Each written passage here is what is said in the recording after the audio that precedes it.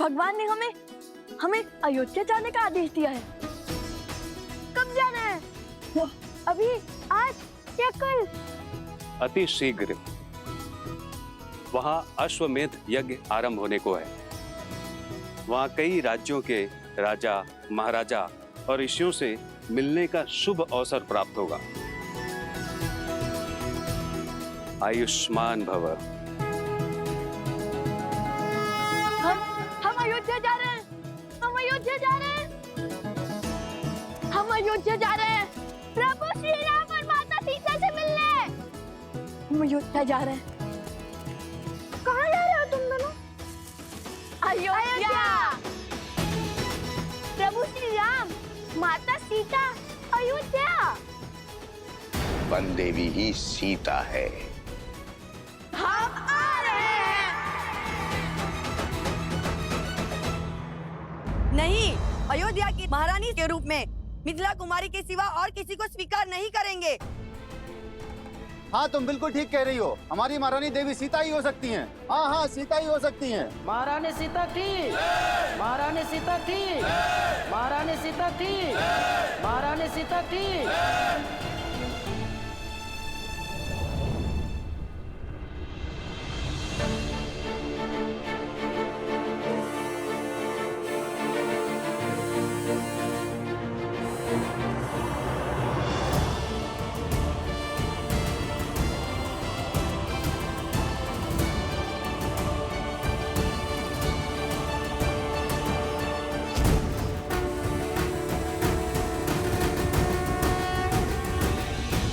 अयोध्या की महारानी आपके समक्ष है।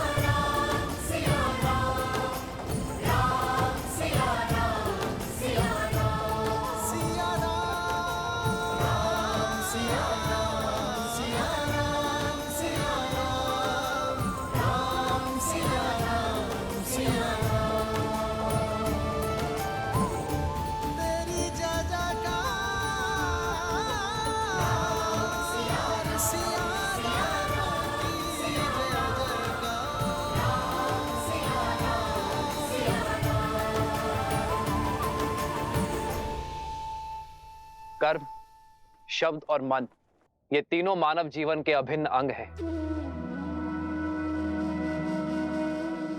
और विवाह वो बंधन है जो पति पत्नी को इन तीनों से बांधता है। ये बंधन अटूट है और जो इससे सरलता से मुक्त हो जाते हैं वो कभी इस बंधन में बंधे ही नहीं। अपनी सीता के बिना ये राम निष्प्राण है और केवल जीव यज्ञ में आहुति देते हैं, निष्प्राण नहीं।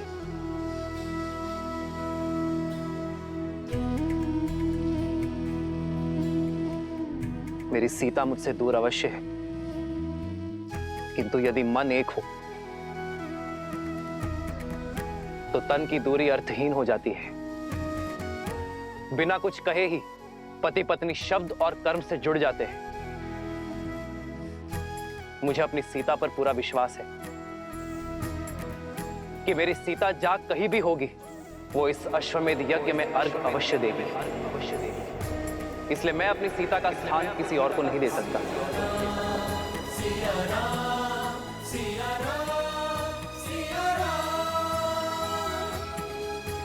इस यज्ञ में सीता की उपस्थिति अवश्य होगी। इस स्वर्ण प्रतिमा के रूप में,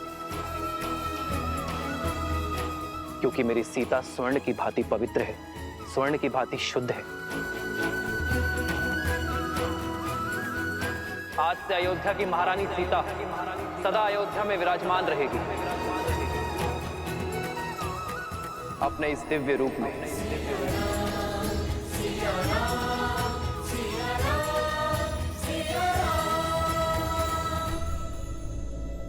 अब आप सभी विद्वान ये निश्चित करें कि मैं इस यज्ञ में आहुति देने का पात्र हूं या नहीं?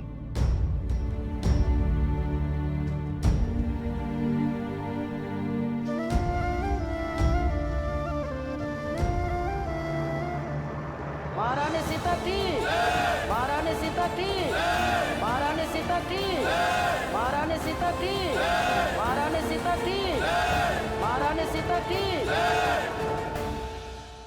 राम के दो मीठे बोल सुनकर साहस हारने की आवश्यकता नहीं है मित्रों। सहस्त्र मुख रावण के निर्देश की प्रतीक्षा करो। इस दाव का तोड़ उन्हीं के पास मिलेगा। धन्य हुआ आपसा शिष्य पाकर राजन। आपका निर्णय शास्त्रों और वेदों के अनुसार उचित है। कल प्रातःकाल हम विधिवत राज्यसभा में महारानी सीता की मूर्ति स्थापित करेंगे, वो भी आपके स्थान के निकट। आपके समर्थन के लिए धन्यवाद आचार्य।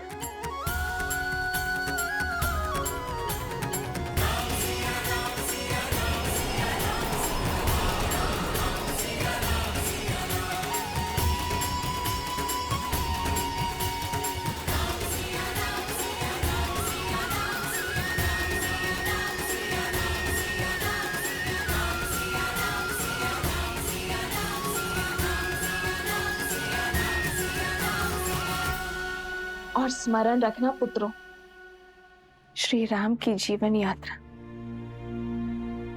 निस्वार्थता का प्रमाण है। अपने सुखों को त्याग, प्रजा और राज्य की प्रसन्नता के लिए अपनी प्रसन्नता का त्याग और बलिदान का उदाहरण है। समझ गए माता, समझ गए। किंतु जब से हमें अयोध्या जाने का अवसर मिला है, तब से आप हमें त्याग और बलिदान के बारे में क्यों बता रही हैं? जो सत्य है वही बता रही हूँ। अच्छा तुम पूछो, तुम क्या जानना चाहते हो? अयोध्या को, उसके बारे में बताइए ना।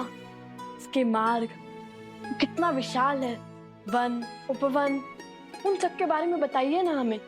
सब मुझसे ही पूछोगे या स्वयं जाकर भी देखोगे? माता, मन में प्रश्न आया। नहीं नहीं, तुम्हारे प्रश्न झेलने की क्षमता नहीं है मुझ में। मैं सोमकरण को बताता हूँ कि हम कल प्रातः प्रस्थान करेंगे। जब से मिथिला से आया हूँ, तब से ही प्रश्न सोच रहा हूँ कि रानी सीता, नहीं, माता सीता श्री राम के साथ वन में गई ही नहीं होती तो लंका प्रसंग बनता ही नहीं। ये नियति थी, योजना थी, या श्राप था, या आशीर्वाद था? ईश्वर का काज ईश्वर ही जाने। किंतु श्री राम और महारानी सीता के लिए लंका प्रसंग उनके प्रेम का प्रमाण था। मानव जीवन में हर क्षण कुछ ना कुछ घटना घटती रहती है, किंतु पति पत्नी उन प्रसंगों में अपने पराक्रम, अपने प्रेम की किस सीमा को लांघते हैं, वही उनके साथ का, सामर्थ्य का और संबंध का प्रमाण है। अर्थात श्री राम की महानता, उनकी पत्नी महारानी सीता भी बराबर की भागीदारी है। वह प्रभु के दर्शन के लिए उत्सुक था, किंतु अब अयोध्या जाकर माता सीता के दर्शन के लिए भी उत्सुक हूँ। श्री राम और महारानी सीता बहन थोड़ी ना है कुछ। श्री राम के दर्शन में ही सीता जी के दर्शन समाये, और यदि अयोध्या जाकर सीता जी के दर्शन प्राप्त ना हुए तो हट ना करना पुत्र, समझे?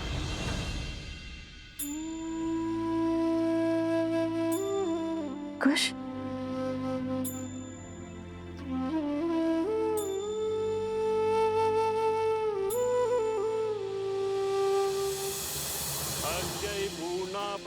भवन्तु अस्यै पूर्णा शरन्तु च अस्यै देवत्वमर्चायै मामहेति च कश्चन। ओम श्री मन्मना गणाधिपते नमः। प्रसन्नो भवः वरदा भवः। सिया राम जय जय राम राम सिया राम जय जय राम। महारानी सीता की मूर्ति स्थापना संपूर्ण हुई। सियावर रामचंद्र की सिया राम जय जय राम राम सिया राम भैया, जय जय राम। आज तक मैं आपके बलिदान को पूर्ण रूप से कभी भी नहीं समझ पाया। आपको देखकर सदैव यही सोचता रहा कि आपके पास परिवार का साथ तो है। आप जाना कि जब मनुष्य के जीवन में स्वजन का साथ ना हो तो परिजनों का साथ भी उसे अकेला कर देता है। परंतु मुझे अपने भैया के साथ के बिना जीना नहीं है भैया। इसीलिए आज मैं आपसे कुछ मांगना चाहता हूं। आप मुझे स्वयं से पूर्व जीवन का परित्याग करने की अनुमति दे दीजिए भैया।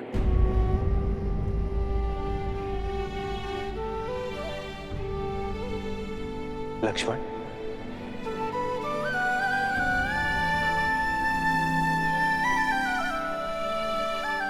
लक्ष्मण,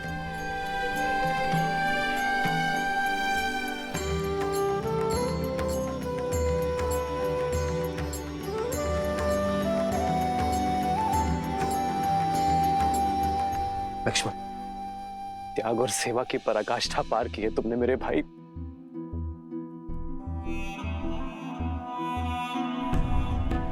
तुम कुछ और मांगो लक्ष्मण। कुछ और मांगने के लिए है ही नहीं भैया। मुझे ज्ञात है आपको मेरी ये मांग, मेरा स्वार्थ, मेरा हट प्रतीत हो रहा होगा, परंतु मैं क्या करूं भैया। मैं आपके बिना जीने की कल्पना भी नहीं कर सकता। मेरे अंदर उतना साहस ही नहीं है। मेरी बस यही एक इच्छा है और यही एक मांग है। आप बस मेरी इस इच्छा को पूरी कर दीजिए। हो रघुकुल रीत सदा चली आई, प्राण जाए पर वचन न जाई। धन्यवाद भैया, कोटि कोटि धन्यवाद।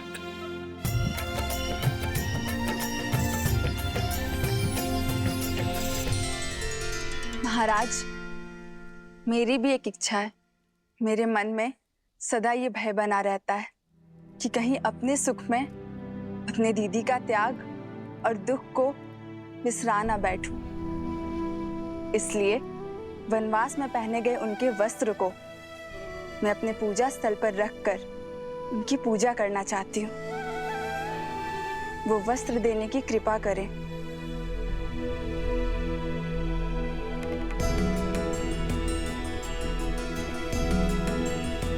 तुम्हारी इच्छा अवश्य पूर्ण होगी और मेरा आशीर्वाद भी सदा रहेगा कि आपकी मिथिला नगरी एक पुण्य नगरी के रूप में अयोध्या और काशी के साथ स्पर्धा करेगी। धन्यवाद महाराज। धन्यवाद भैया।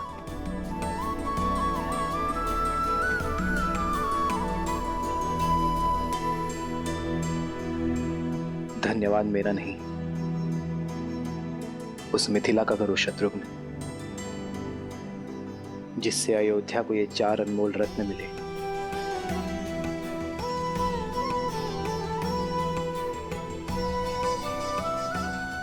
और जिनके तेज से हमारी अयोध्या प्रेम और भक्ति के प्रकाश में नहाई है।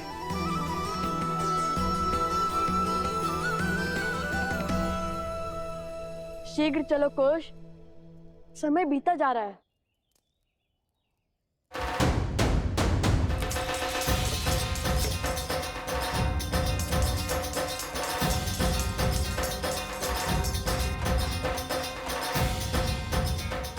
अंततः लव कुश का अयोध्या जाने का शौक पूरा होने वाला है। बजाओ। ठीक है, किंतु ये बैलगाड़ी क्यों ले आए? तुम्हारे लिए। भला ऐसे थोड़ी जाने देंगे हम राजकुमारों कुमारों को। अर्थात ऋषि कुमारों को अयोध्या। हाँ, इसी सजी धजी बैलगाड़ी में जाएंगे हमारे लवकुश, पूरे सम्मान और सुख के साथ। उचित है। और सोमकरण को भी तो इसकी आवश्यकता पड़ेगी।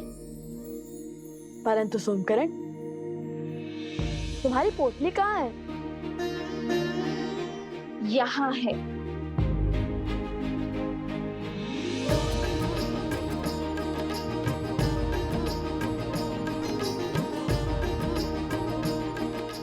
एक सोमकरण के लिए 3-3 पोटलियां। केवल सोमकरण नहीं, प्रसूता के साथ साथ तुम्हारे उपगुरु भी तुम्हारे साथ जाएंगे। क्या? हाँ, तुम्हारा ध्यान रखने के लिए। और तुम दोनों भाइयों पर दृष्टि रखने।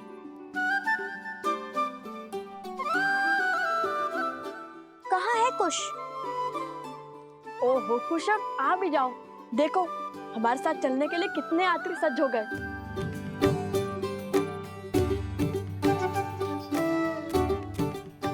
क्षमा करना, थोड़ा अधिक समय लग गया।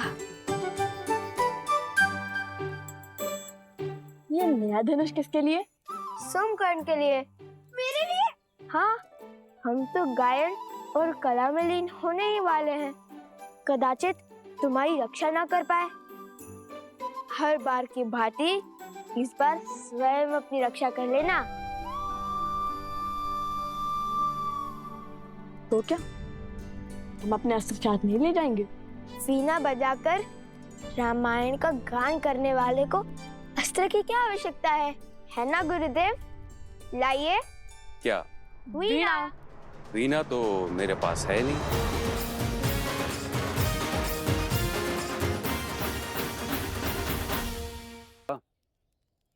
मुख क्यों उतार लिए?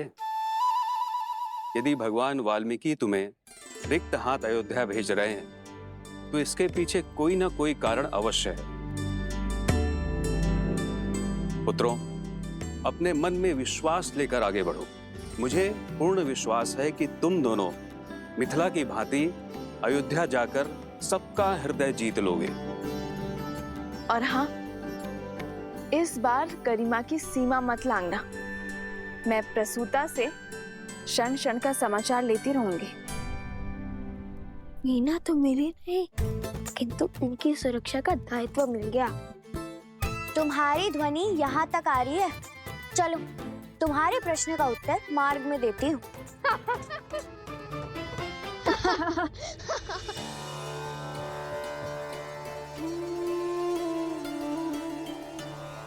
तुम्हारा सबसे बड़ा स्वप्न पूर्ण होने वाला है। जिस अयोध्या का आज तक केवल नाम सुना था, उसे देखने का सौभाग्य मिलने वाला है। धर्म की इस नगरी में बिताए एक एक क्षण को एक एक जन्म की भांति जीना। और हाँ, जब भी रामायण का गान करो तो सुनने वालों को अपने शब्दों और अपने भावों से उनकी यात्रा को सुख देना। अवश्य माता, हम ऐसा गीत गाएंगे कि सब मंत्र मुक्त हो जाएंगे, है ना कुश? हाँ माता, किंतु हमारे पास वीणा होती तो हमारा सुर और भी सुंदर हो जाता। परंतु छोड़िए, ईश्वर की लीला ईश्वर जाने।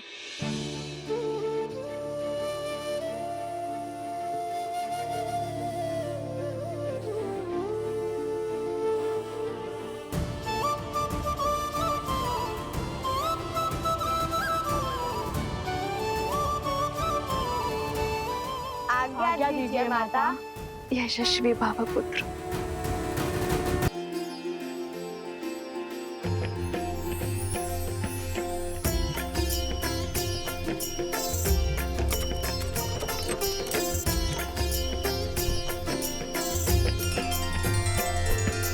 राम सिया राम जय जय राम। राम सिया राम जय जय राम।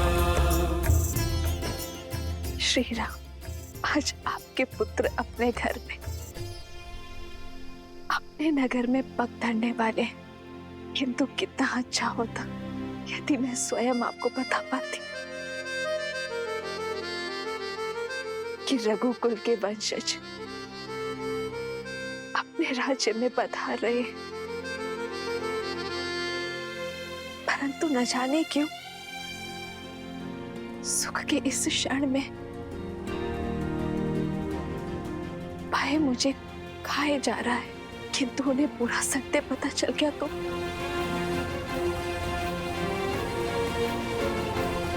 बस उनके कोमल हृदय को सत्य का घातक आघात न लगे।